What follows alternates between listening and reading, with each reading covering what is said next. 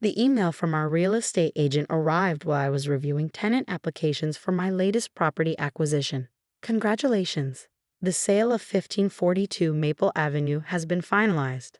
I stared at the notification, my hand steady as I approved a lease agreement for a young family moving into one of my downtown apartments. My husband of 15 years had just sold our dream house, the one we'd spent 5 years renovating without telling me. I switched to my personal email to find James's message waiting. Sold the house today. You have 30 days to find a new place. Don't worry, I'm feeling generous. You can keep the furniture. The laughing emoji was a nice touch. Very mature for a 45-year-old corporate executive. I continued processing lease applications, my expression neutral despite the bomb that had just been dropped in my inbox. This was exactly why I'd never added James's name to the property deed, despite his repeated suggestions over the years. It's just paperwork, he'd say. We're married. What's mine is yours. Funny how that principle didn't apply when he was selling our home to buy a luxury apartment for his 26-year-old mistress. My phone buzzed with a text from James. Breaking news. Just closed on the perfect bachelor pad. Well, technically it's for Amanda and me, but you know what I mean. Hope you're starting to pack. Amanda, his executive assistant who'd started at the company 8 months ago.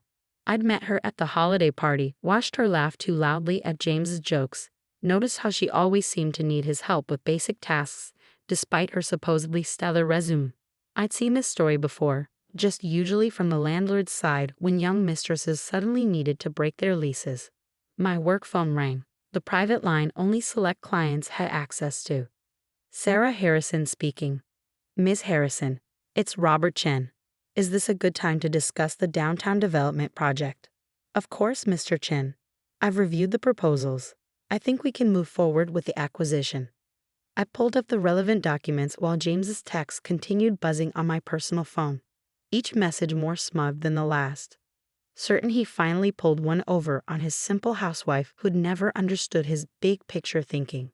What James had never understood was that I'd been building my own empire while he climbed the corporate ladder. He saw me volunteering at real estate offices, assumed I was killing time while he worked.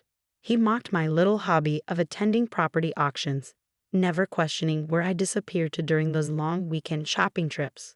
For 15 years, I'd kept my professional life completely separate from our marriage. Sarah Williams, the quiet housewife who hosted dinner parties for James's colleagues, never intersected with Sarah Harrison, the real estate mogul who owned nearly 20% of the city's prime commercial properties. My phone buzzed again. A string of messages from James. Amanda's so excited about our new place. Much better taste than you ever had. Don't worry about the house money. I'll send you enough for a decent apartment rental. First month only though, time to stand on your own feet. B2 the movers come next week. Better start packing or your stuff goes to Goodwill. I forwarded the messages to my lawyer, adding them to the file we'd been building since I first spotted James and Amanda at a restaurant 3 months ago. He claimed to be working late, but his company credit card had paid for a very romantic dinner for two. That same evening, I'd opened a new bank account at a different bank and begun moving my personal assets. When James suggested combining our accounts to simplify things, I'd agreed cheerfully while transferring the last of my savings. The joint account he drained yesterday contained exactly what I'd calculated would keep him from getting suspicious, about 3 months of regular deposits. The rest was safely tucked away, along with detailed records of every suspicious transaction he'd made over the past year. A text from my lawyer popped up. Just saw the house sale completed. Ready to proceed whenever you give the word. I typed back a quick response. Not yet. Let him enjoy his moment. The intercom buzzed, my assistant announcing my 2 p.m. appointment had arrived. I checked my reflection in the office window, adjusting my designer blazer. Time to negotiate another multi-million-dollar deal before heading home to play the role of shell-shocked wife. James was waiting when I arrived home, practically bouncing with poorly concealed glee. There you are.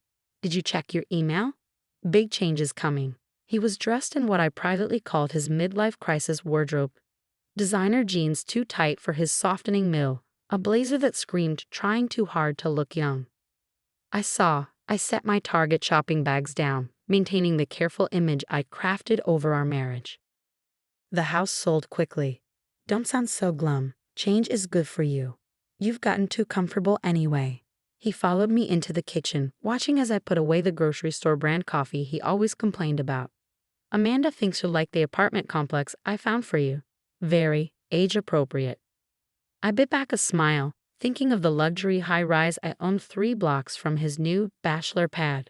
The same building where Amanda had tried to lease an apartment last month before her application was mysteriously declined. That's thoughtful of Amanda, I said mildly, putting away the cheap wine James assumed was the best I could afford. When do I get to see the new place you bought? About that, he had the decency to look slightly uncomfortable. Amanda thinks it's better if you don't know where we live. Clean break, and all that. But don't worry, I'll send you the details of some nice retirement communities that might work for your budget. I nodded, keeping my expression carefully neutral. Let him think his bards about my age were landing. Let him imagine I was devastated about losing the house he technically never owned. Oh, he added, pulling out his phone. I took some pictures to show the guys at work.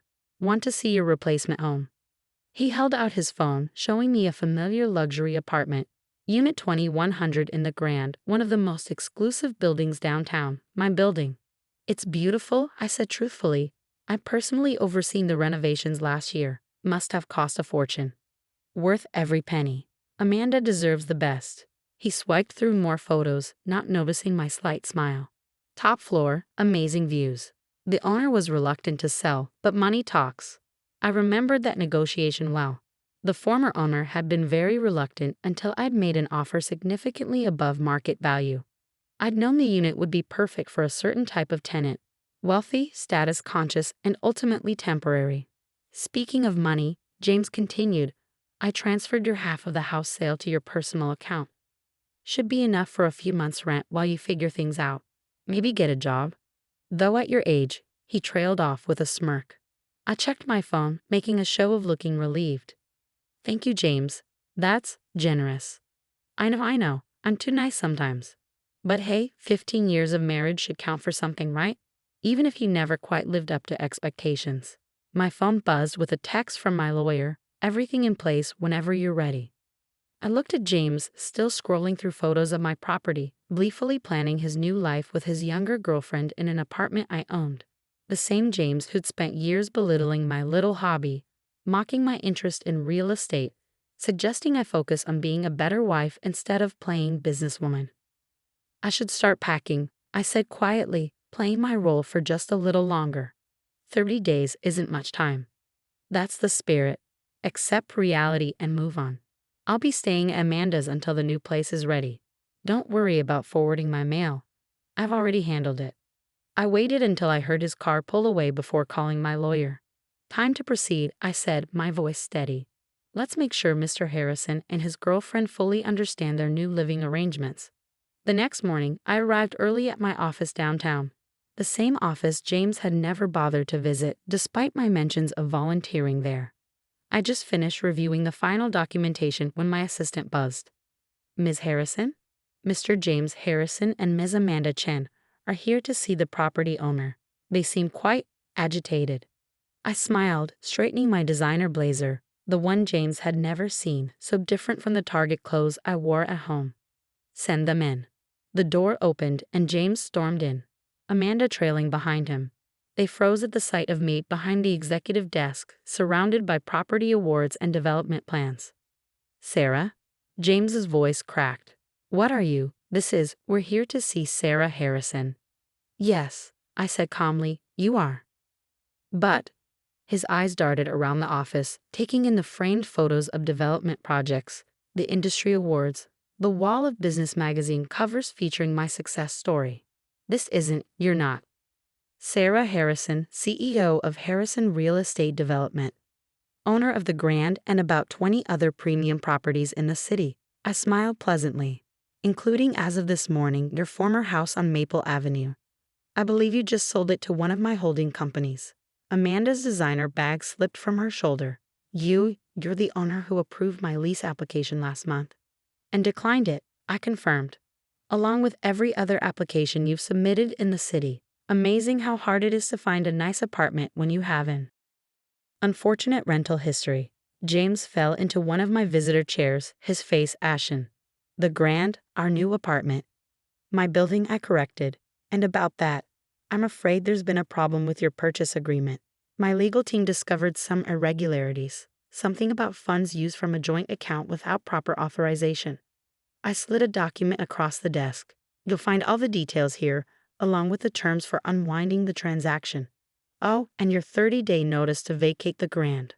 I prefer not to lease to individuals with a history of financial misconduct. You can't do this, James sputtered. That money was mine too. Was it? I pulled out a familiar spreadsheet, the one he'd never bothered to read when I handled our tax returns. According to our filed tax documents, which you signed, that account was designated for my separate property holdings. Documents you really should have reviewed before making large purchases. If you think my family will let you get away with this, he started. Your family? I raised an eyebrow. You mean the law firm where your father is partner? Harrison Development's largest commercial tenant? I pulled up another document. They're actually here to sign their lease renewal this afternoon. I'm sure they'll be fascinated to hear how their star partner's son committed financial fraud. Amanda was slowly backing toward the door. James, maybe we should. Oh, please stay, Amanda. I turned my pleasant smile to her. We should discuss your employment situation. She froze. My employment? Yes, Harrison Development has a strict policy against hiring individuals involved in corporate misconduct. I've already forwarded documentation of your inappropriate relationship with a married superior to your company's HR department. I believe they take such matters quite seriously. James was turning an interesting shade of purple. You planned this all these years? No, James. I built this. While you were busy mocking my little hobby and planning your midlife crisis, I was creating an empire. You just never bothered to notice. My phone buzzed. Another text from my lawyer. Movers arrived at the Grand, proceeding with removal of unauthorized occupants' belongings. Now, I gestured to the documents. Shall we discuss the terms of your departure from both my building and my life? The next hour was both professional and productive. James signed everything put in front of him, his earlier bravado replaced by stunned silence. Amanda alternated between texting frantically, presumably to her HR department, and staring at me with a mixture of fear and reluctant admiration. As they left my office, James paused at the door. The clothes you wore at home, the grocery store wine, all an act. The wine was real, I admitted. I just kept the good stuff at the office, along with everything else you never bothered to learn about me. After they left, I buzzed my assistant. Hold my calls for the next hour. I need to review the new tenant applications for Maple Avenue. I pulled up the first application. A single mother with 3 kids, excellent references but limited income. Exactly the type of tenant James would have mocked. I smiled and stamped it, apero vd, adding a note to adjust the rent to something more affordable. Sometimes the best revenge isn't just success. It's using that success to help others while watching your ex-husband pack his midlife crisis into a moving van. 6 months after James and Amanda's awkward exit from my office, Harrison Development had expanded to include 3 new luxury complexes. The irony wasn't lost on me. While my ex-husband struggled to rebuild his life, the little hobby he dismissed was transforming the city's skyline. My assistant buzzed my office intercom. Ms. Harrison. Mrs. Chen from HR at Sterling Corp is on line 1. It's about Mr. Harrison again. I picked up the phone, already anticipating the conversation. Sarah Harrison speaking. Ms. Harrison, I apologize for bothering you, but we've had another incident. Mrs. Chen sounded exhausted. Mr. Harrison is claiming age discrimination again. Says we're punishing him for dating someone younger. After Amanda's hasty departure from the company, something about a better opportunity in another state, James had found himself increasingly isolated at Sterling Corp. The promotion he'd been expecting went to someone else. Someone who didn't have a history of inappropriate relationships with assistants. Has he filed a formal complaint? I asked, though I already knew the answer. Added it to his growing file, Mrs. Chen confirmed. Between us, his performance has been suffering. Comes in late, misses meetings, spends hours on dating apps. She paused. I probably shouldn't be telling you this. Professional courtesy, I assured her. Harrison Development owned the building Sterling Corp occupied. Always good to stay informed about potential issues with key employees. After hanging up, I reviewed the latest reports from my property managers. James had been apartment hunting again. His applications consistently rejected across the city, not through any direct action on my part. His own financial history after draining our joint account had taken care of that. My phone buzzed with a text from his sister Amanda. He tried moving back in with mom and dad. Dad took one look at his credit report and said no. Can we meet for coffee? The invitation didn't surprise me. Over the past months, James's family had gradually shifted from hostile to apologetic. It started after they'd seen the evidence, not just of his financial misconduct, but of years of subtle undermining and manipulation. The usual place, noon. I texted back. The cafe where I met Amanda was actually in one of my buildings, though James's family didn't know that. Like most of my properties, it operated under a subsidiary company with a different name. I learned early in my career the value of keeping my empire's true scope private. Amanda was waiting at our regular table, looking uncomfortable in her designer dress. Thank you for meeting me. I know things have been complicated. Family usually is, I reply, signaling the waitress for my usual order. How are your parents? Embarrassed. Angry. Dad's firm just renewed their lease with Harrison Development. He actually read the paperwork this time, realized who he's been renting from all these years. She managed a small smile. He said he always wondered why the building management was so exceptionally professional. I accepted my coffee from the waitress, noting how Amanda's hands shook slightly as she stirred her tea. Your brother's been applying for apartments again. He's desperate. The extended stay motel is eating through what's left of his savings. He actually tried to convince Dad to co-sign a lease. Claimed you blacklisted him across the city. She looked up sharply. You haven't, have you? I don't need to, I said simply. His own financial decisions did that. The bell above the cafe door chimed, and I watched Amanda's expression change as James himself walked in.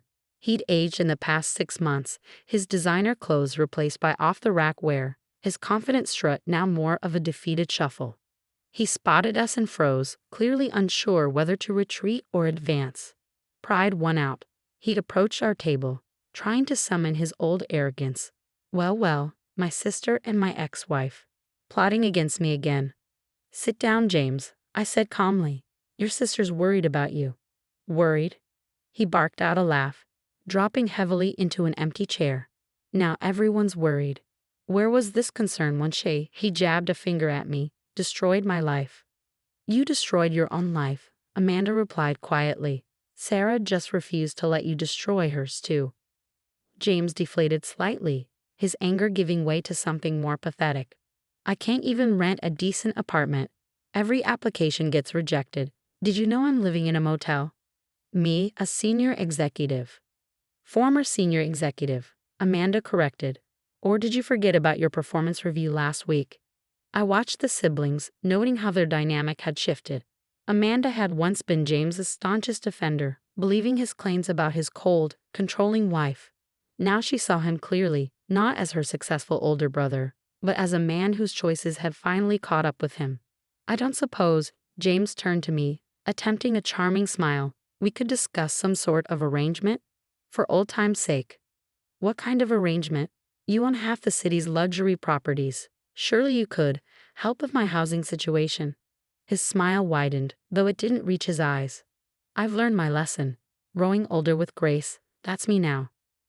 I took a slow sip of my coffee, remembering all the times he'd mocked my little hobby, dismissed my interest in real estate as a housewife's attempt to feel important. Actually, I set down my cup. I do have a potential solution. Hope flickered across his face. I knew you'd be reasonable. There's an opening for a maintenance assistant at one of my buildings. Entry level, of course, but includes a small studio apartment. Not luxury, I added as his expression darkened, but clean, safe, and within your current means. You want me to be a janitor? His voice rose, drawing attention from nearby tables. In one of your buildings? Maintenance assistant, I corrected. An honest job, James, something you seem unfamiliar with. Amanda touched her brother's arm as he started to push back from the table. James, please, you need to stop acting like you're above everything. This is a genuine offer. From her? He sneered, but I caught the desperation behind his bravado. The woman who ruined me? No, I stood gathering my bag. From the woman who succeeded despite you. The offer stands for 24 hours. After that, I believe the motel raises its weekly rates. I left them there, Amanda trying to reason with her brother while he alternated between anger and self-pity. My phone buzzed as I reached my car. A message from James's mother. Whatever he decides, thank you for trying. We should have seen who he really was years ago. The next morning, my assistant notified me that James had accepted the maintenance position. He seemed different, she reported. Almost humble. We'll see, I replied, turning to my window to survey the city skyline. My skyline, built one property at a time while playing the role of simple housewife. Time will tell. 1 year later, I hosted a grand opening for Harrison Development's newest luxury complex. The event attracted local media, eager to profile the woman behind the city's largest real estate empire. James's betrayal had become a mere footnote in my success story. During the event, Amanda unexpectedly walked in, looking nervous but determined. The building is beautiful, she said quietly. James, he's doing better. The work, the routine, it's been good for him. He's even started dating someone his own age. I continued arranging a display of architectural renderings for my next project. That's good to hear. He asks about you sometimes. Not like before, he seems genuinely curious about how you built all this while he never noticed. I turned to face her.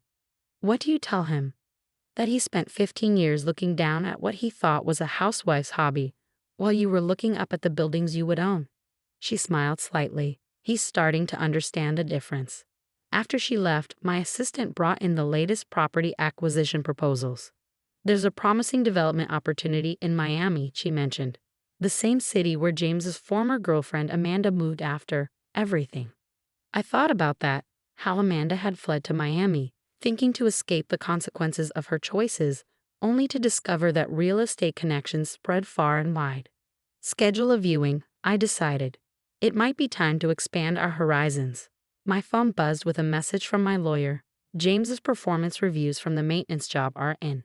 His supervisor says he's showing real improvement. Less entitled, more willing to learn. I smiled, thinking of the security footage I'd seen last week. James, in his maintenance uniform, patiently helping an elderly resident with her groceries. No complaints about the task being beneath him, no comments about age or status. Just quiet, honest work. Sometimes revenge isn't about destroying someone. Sometimes it's about forcing them to rebuild themselves from the ground up. Literally, in James's case, starting with maintaining the buildings he'd once mocked his wife for buying. 2 years after James's cruel attempt to leave me homeless, I received an invitation to speak at a women's business conference. The topic wasn't divorce or betrayal. It was about building and protecting a successful business empire. During the tea and a session, a young woman asked about keeping business and personal finances separate. My husband says I'm being paranoid, she explained.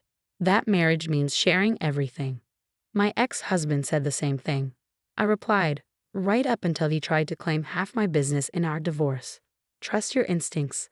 Protection isn't paranoia. Later that evening, I visited one of my original properties, the building where James now worked and lived. He was pressure washing the entrance walkway, focused on his task.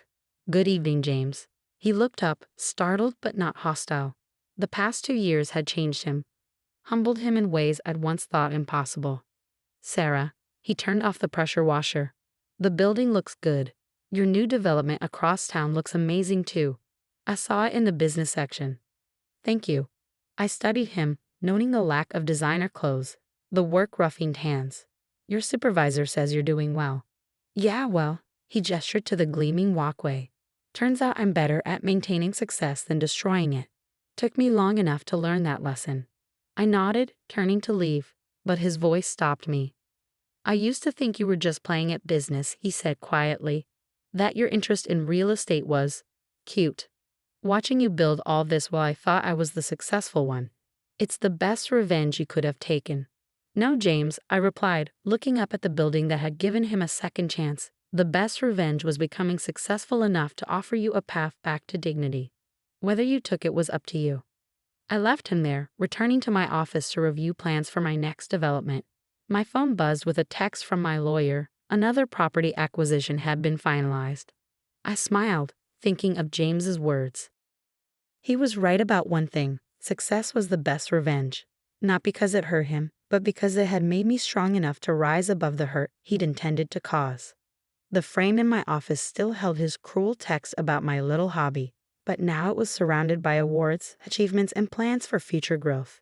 Each one a testament not to what he tried to take from me, but to what I'd built while he underestimated me. Sometimes the biggest victory isn't in winning the battle. It's in being able to offer mercy from a position of strength, knowing your success is secure enough to withstand any storm, even a storm named James.